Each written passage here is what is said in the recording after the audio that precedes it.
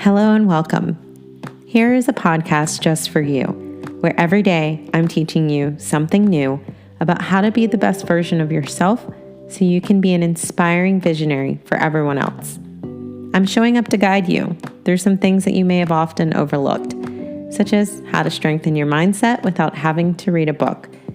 In a world where everyone's focus is on what everyone else is up to, I'm hoping I can help you slow life down so you can focus on what you can do.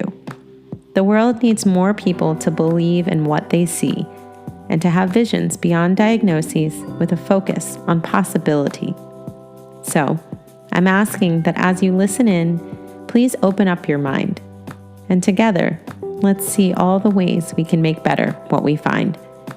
This is a podcast about diversity, equity, and inclusion. And it's also about my experiences with exclusion. And it is my hope that in each episode, you're able to connect with me. And when we leave the conversation, I hope you are forever committed to the cause. See me, not ASD. Let's get started.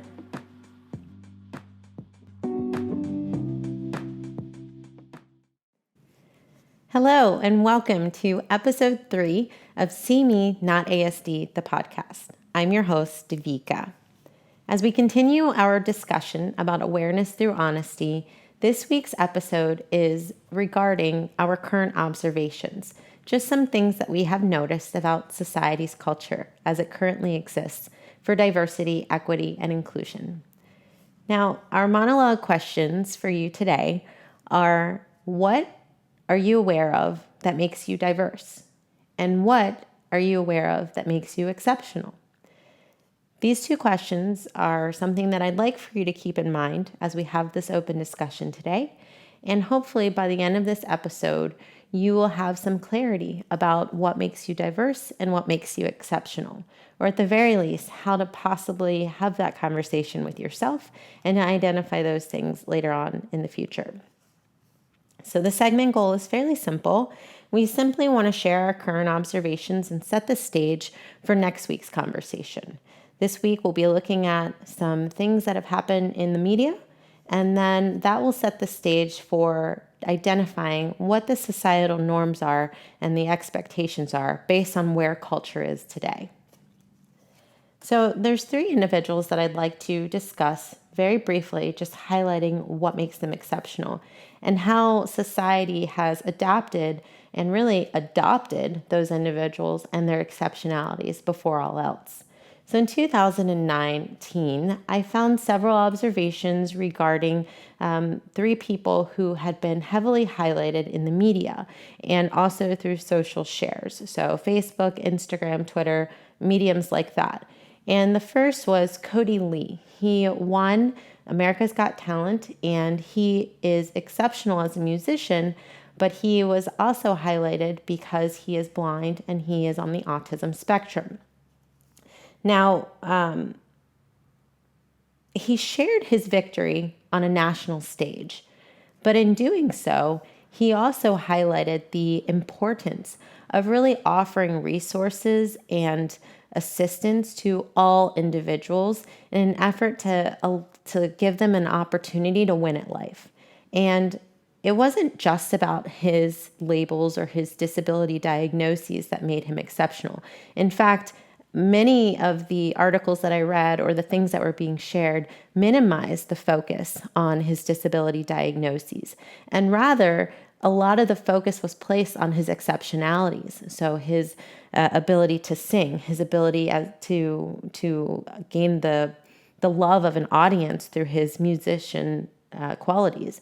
And I really loved reading and hearing about those stories because you could see on social media, you could see all around the world that people were heavily focused on what made him great. And it wasn't a discussion about, oh, well, he's on the autism spectrum. Oh, and he's blind. And so what makes him exceptional is really only exceptional because he is different than the rest of us. No, much of the conversations were not that. And it was really encouraging because it was nice to see somebody being recognized for their exceptionalities as opposed to their disability diagnoses. And that's really what we're trying to do here, is assist in that that level of culture, that level of awareness, that level of commitment where people are willing to see people for who they are as opposed to what they've been labeled as being. Now, the second person I'd like to highlight is actually a local lawyer here in Florida. Her name is Haley Moss. She is an incredible speaker, writer, artist, advocate. But she was highlighted in 2019 as being the first openly autistic woman admitted to the Florida bar, practicing law in Florida. And it was very puzzling to me why it was such a big deal.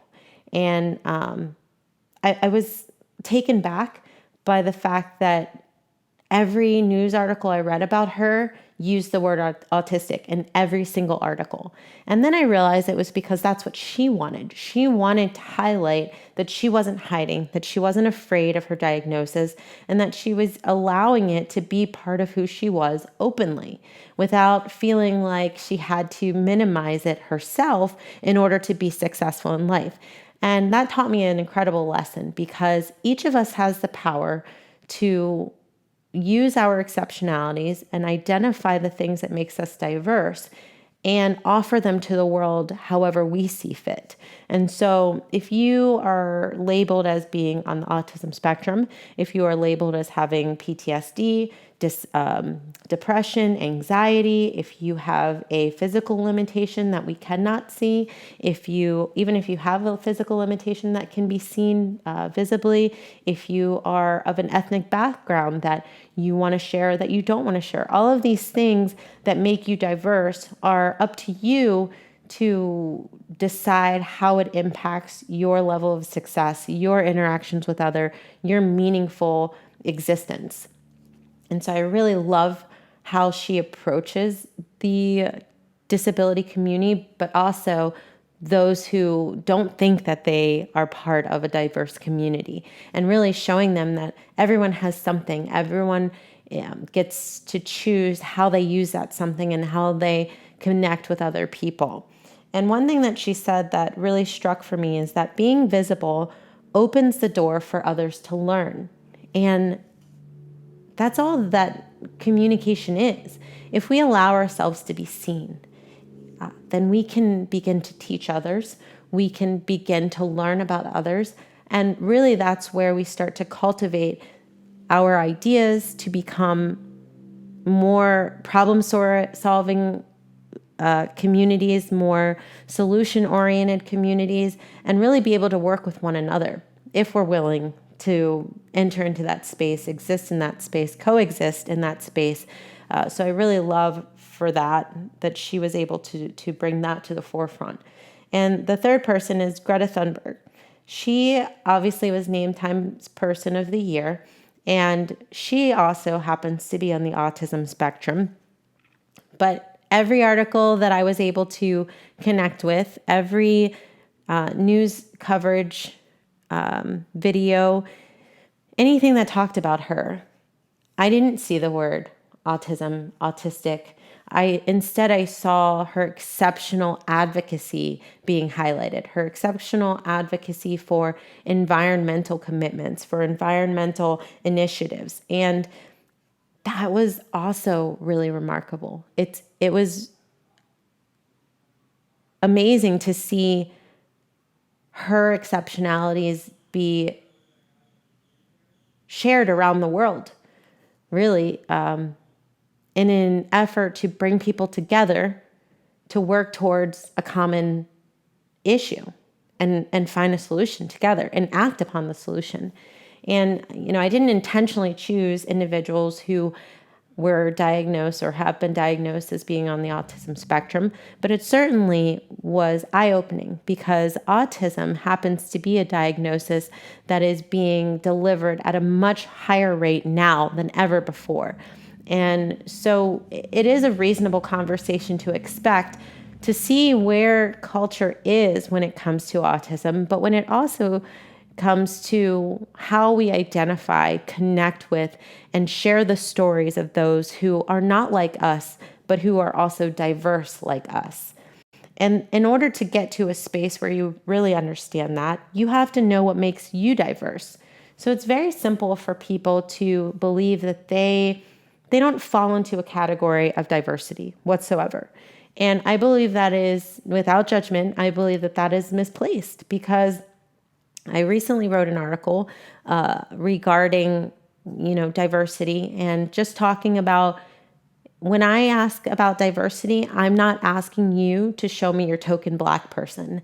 And, I'm an African American partly, and I'm able to have this discussion. But even if I weren't, I would hope that I'd be able to have this discussion, because diversity is so much more than color, than race, than ethnicity, than being, your gender, your physical limitations, the obvious details about what makes you diverse. Diversity is expansive.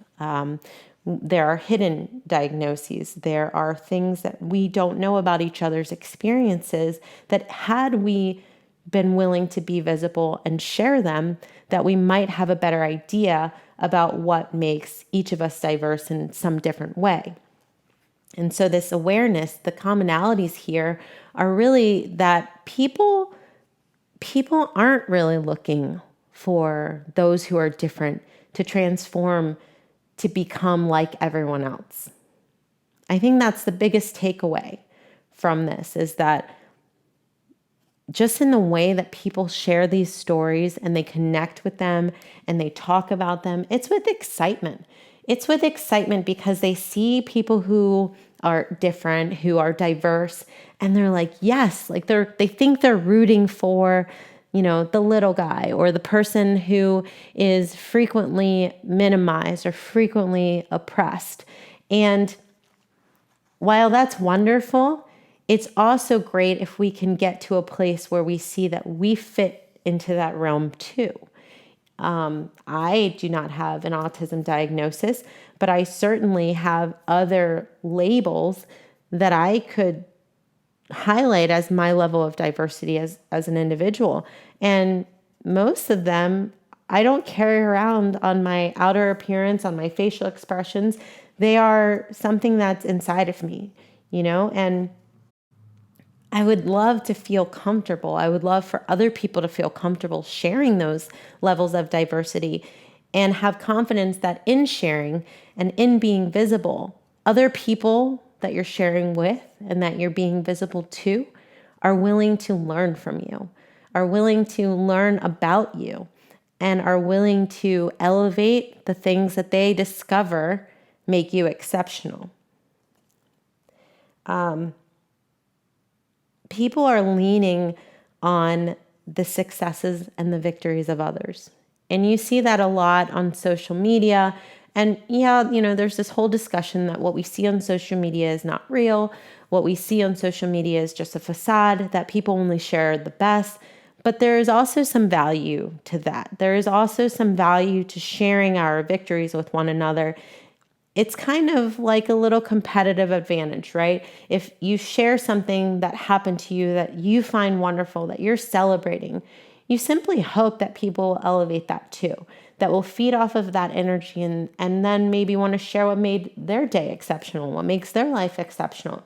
And if we utilize it in such a way where we become honored to share one another's stories and to elevate one another's exceptionalities, then you begin to see the benefit for changing a culture. And so really the state of the current culture is that there are people, a good number of people in the world who do want to see more elevating.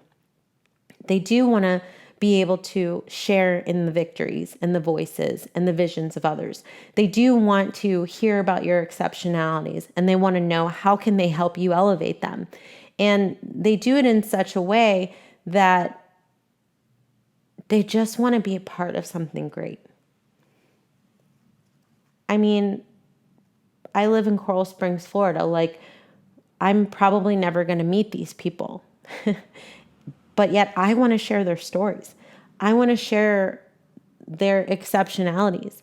I want to share the people who aren't on a large stage. I want to learn about their exceptionalities and see how I can help elevate them. And I can't save the world and I can't elevate every single person, but I certainly do believe that if I guide other people to learning how to identify levels of diversity and learning how to identify exceptionalities and how to elevate them, I do think that that will spread around the world from one person to one person to one person at a time. And I think that's worth doing. I absolutely do. And so I'm going to lean on the success of the movie Rain Man. If you've ever seen it, it's about an individual who discovers that he has a brother on the autism spectrum.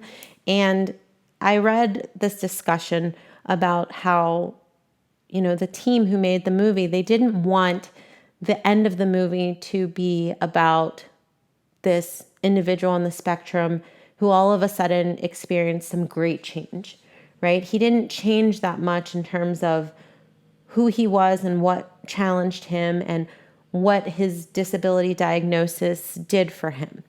However, what the real success was in seeing that people valued what they saw in the movie. People valued the story, they valued the relatability, they valued the love and the connection that they found from the movie. And that taught us an important lesson that people don't want to see, don't want to always see people who are different changing into something else. No, just be different. Be different. Share with us who you are. And yes, the honesty is that might mean that we need to learn how to see you, how to see what makes you exceptional. And sure, that's the human piece of it, right? If you're not used to seeing a certain level of diversity, you may be ignorant to what makes them exceptional. And that's an awareness, and that's a piece of honesty that we have to be willing to admit to. We have to be willing to say, as a culture, as a society, you know what? I don't know enough about this particular area of diversity. I don't know enough about Native Americans. I don't know enough about individuals on the autism spectrum. I don't know enough about transgendered people, right? We have to be honest enough to say that if that's where we are in our lives. But in coming to be honest about that, we have the ability to also say, I want to see them. I want to see who they are, not what they've been labeled as. Yes, I want to understand the level of diversity so that I can understand what some of the challenges are that they typically face.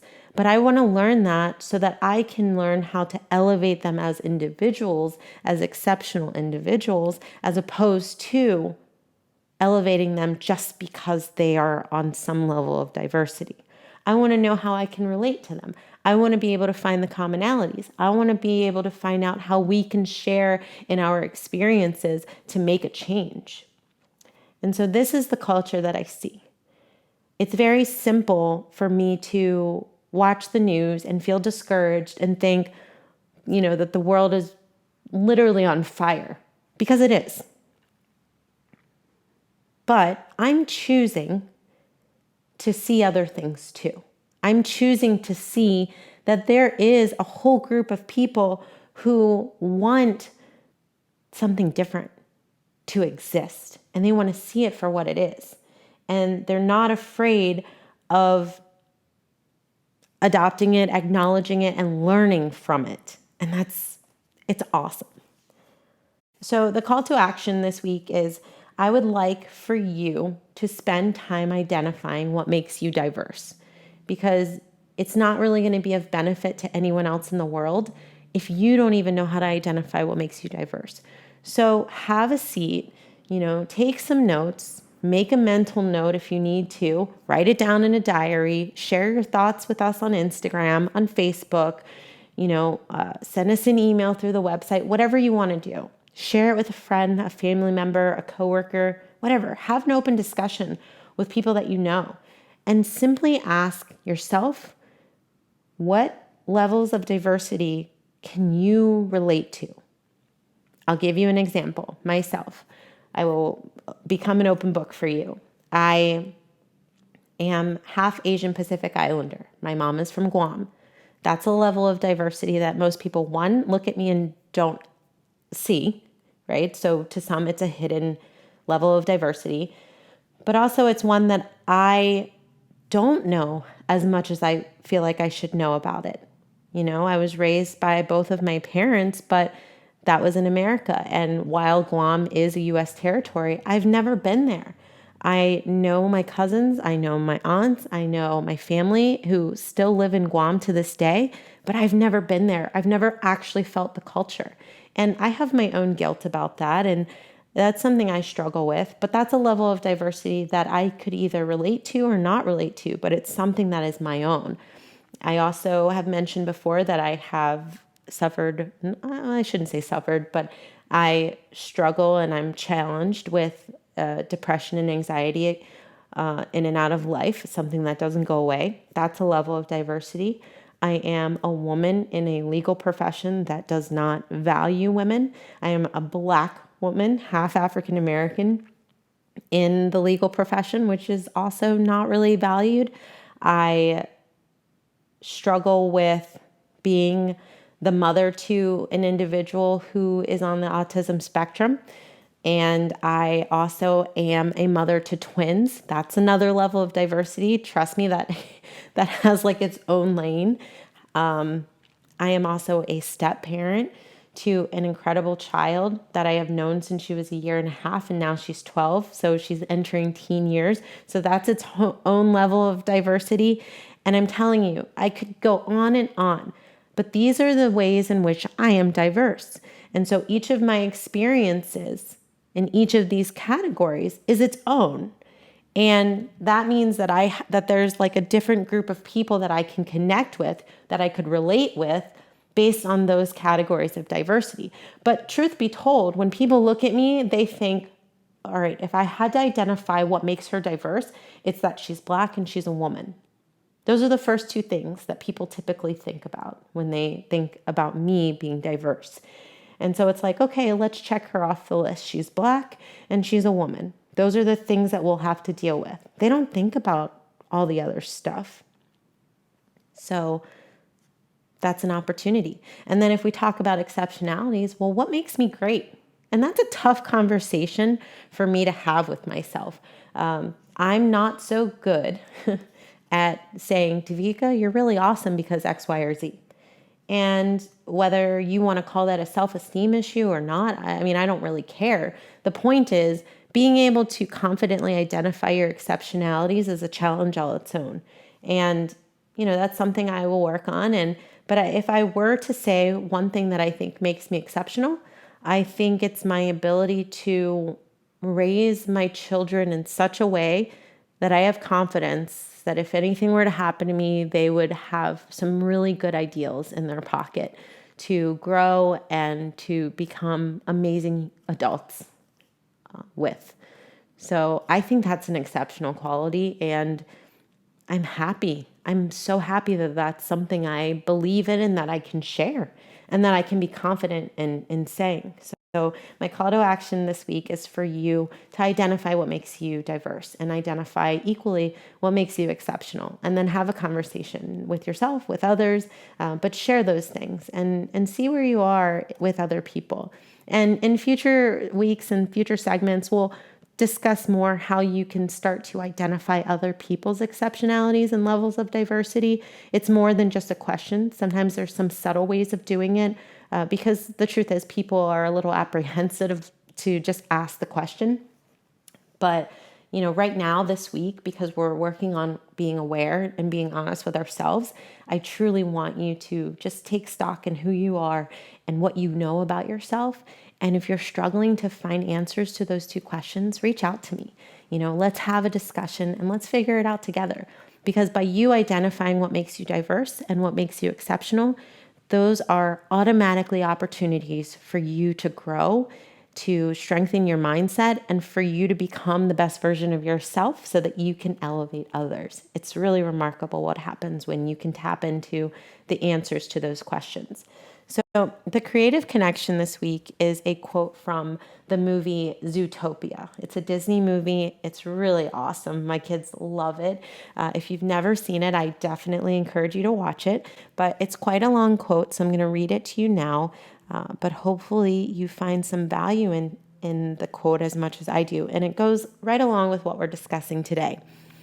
When I was a kid, I thought Zootopia was this perfect place where everyone got along and anyone could be anything. Turns out, real life's a little bit more complicated than a slogan on a bumper sticker. Real life is messy. We all have limitations. We all make mistakes, which means, hey, glass half full. We all have a lot in common. And the more we try to understand one another, the more exceptional each of us will be. But we have to try. So, no matter what type of animal you are, I implore you, try. Try to make the world a better place.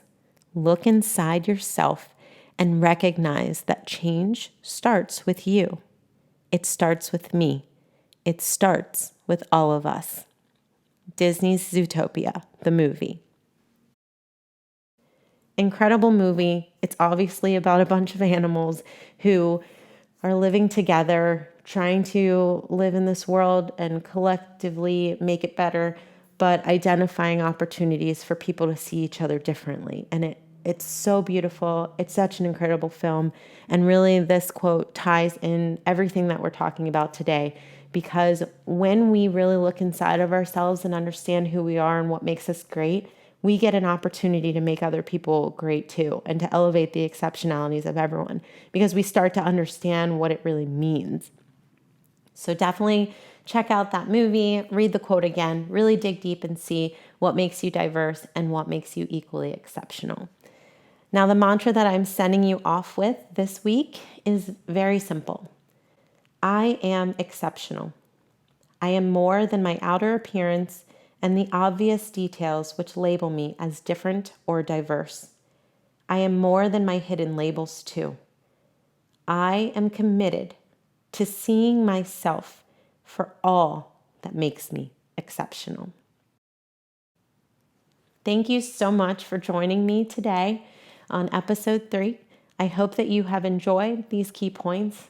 I hope that you will step out into the world this week and really tap into your call to action, really tap into your creative connection, and really practice your mantra so that by the end of the week, you feel it. You feel it inside of yourself and you really believe in every single word. Have a good day. Take care. You've just listened to See Me, Not ASD, the podcast with your host, Devika. Thank you for joining. Please connect with us beyond this week's episode so we can continue the conversation.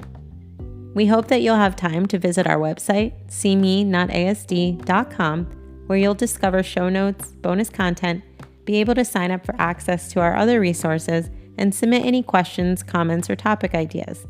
But if you're currently multitasking while watching or listening to this podcast and you're not able to get to the website right now, we simply ask that you remember us on Instagram, seemenotasd. We have some bonus content that we've bookmarked for you, easy access, and you'll be able to get started. We believe we are the #1 source for inspiring visionary supporters around the world so that they can elevate the exceptional people in the world as well, in the pursuit of diversity, equity, and inclusion. So, as you meet individuals, see them for the exceptional people that they are and do your best to elevate that.